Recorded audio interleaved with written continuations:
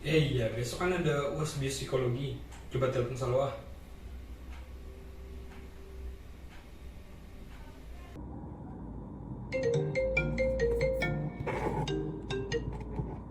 Halo Gi, Halo, Sal. iya Gi, ada apa Gi? Gini, Sal. Besok ini kan ada UAS biopsikologi. Kita call aja yuk. Online gini kan dosen juga gak ada yang tahu. Hah? Maksud kamu? Ya nggak boleh gitu lagi, namanya ujian ya harus jujur. Mana bisa kita main curang kayak gitu? Alah, gak apa-apa. Lumayan juga kan kalau nilai bagus bisa naikin IP. Apaan sih kamu? Aku mending IP ku pas-pasan tapi nilai hasilku sendiri ya daripada IP ku bagus tapi hasilnya ontek. Alah, so iya deh kamu. Bilang aja kamu takut ketahuan. Ya enggak gitu Gi, konsepnya Gi. Gitu ya kalau udah pinter. Emang kamu bagi-bagi. Kamu kenapa sih? Masa takut kesaing? Kok malah ngajak-ngajak kayak gitu? Iya deh yang paling pinter. Gak mau, udah aku matiin. Tahukah Anda apa yang sedang Salwa alami? Ya, tentu saja, Salwa sedang marah. Marah merupakan salah satu emosi dasar manusia. Marah merupakan emosi yang diinterpretasikan dengan negatif. Pengelolaan emosi marah melibatkan banyak proses dalam tubuh loh, terutama dalam penginterpretasian dan pengelolaannya di dalam sistem saraf. Yuk kita simak. Pertama, kita bahas tentang teori emosi dulu yuk. Ada 3 teori yang membahas tentang emosi. Teori yang pertama kali dikemukakan yaitu teori dari James dan Lange pada tahun 1884. Menurut James dan Lange, emosi muncul dari hasil interpretasi perbuatan atau perilaku individu. Proses yang terjadi yaitu stimulus diterima oleh korteks otak, lalu direspon oleh sistem saraf otonom dan sistem saraf somatik. Respon sistem saraf otonom berupa perubahan pada aktivitas organ dalam, sedangkan respon saraf somatik berupa pergerakan otot-otot tubuh. Perubahan dan pergerakan yang terjadi inilah yang kemudian memicu pengalaman emosi. Teori selanjutnya dikemukakan sekitar tahun 1915 oleh Cannon sebagai alternatif teori James dan Lange. Teori dari Cannon ini kemudian dikembangkan lebih lanjut oleh Barth. Teori yang dikemukakan yaitu stimulus memicu 2 hal sekaligus, yaitu pengalaman emosi di otak dan pengekspresian emosi melalui perbuatan dan perilaku pada sistem saraf otonom serta somatik.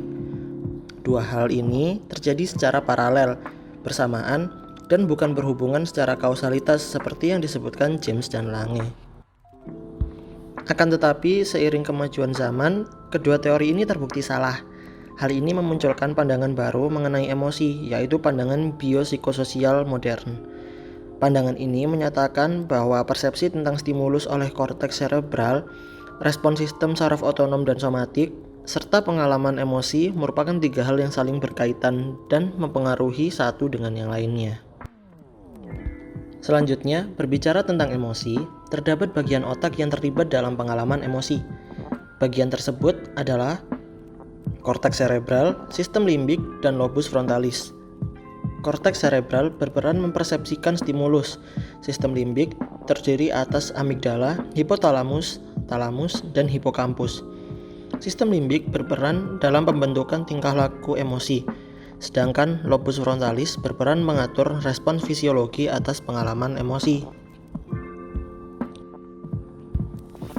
Berdasarkan hal-hal tersebut, kita dapat menganalisis pengalaman emosi marah yang dialami Salwa adalah sebagai berikut. Salwa mendapat stimulus berupa kata-kata yang merendahkan dari Irgi. Stimulus ini kemudian ditangkap oleh indera telinga dan diteruskan ke otak oleh sistem saraf. Stimulus diterima dan diinterpretasikan secara negatif oleh korteks cerebral. Stimulus ini kemudian memicu amigdala untuk memprosesnya sebagai emosi marah. Sistem limbik bersiap untuk merespon emosi marah ini. Begitu pula dengan lobus frontalis. Lobus frontalis merencanakan perilaku pengekspresian marah. Lobus frontalis menyiapkan respon-respon fisiologis dan dikirimkan ke hipotalamus di sistem limbik. Hipotalamus kemudian mengirimkan sinyal-sinyal ini melalui sinaps ke sistem saraf otonom dan somatik untuk mengeluarkan respon fisiologis. Sistem saraf otonom merespon dengan memicu kelenjar adrenal untuk mengeluarkan hormon adrenalin dan noradrenalin. Adrenalin menyebabkan detak jantung meningkat, tubuh berkeringat, dan berbagai efek lainnya. Selain itu, sistem saraf otonom juga memicu pelebaran pupil, sekresi glukosa, dan lain-lain. Sistem saraf somatik merespon dengan mengencangkan otot, menyiapkan gerakan-gerakan agresif seperti menggebrak meja, membanting benda, menghentakkan kaki, dan lainnya. Perilaku agresi ini merupakan perilaku yang dapat mencelakai orang lain. Perilaku agresi juga termasuk sebagai respon dari emosi dan dikontrol oleh sistem limbik, spesifiknya hipotalamus dan amigdala. Nah, begitulah kira-kira proses bagaimana Salwa mengalami emosi marah. Cukup kompleks ya.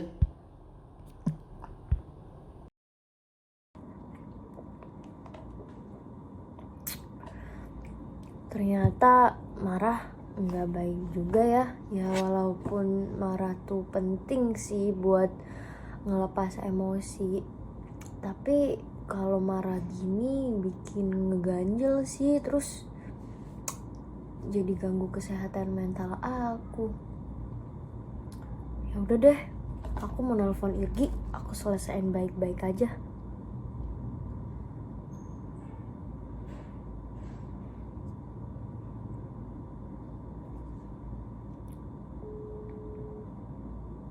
Halo Gi,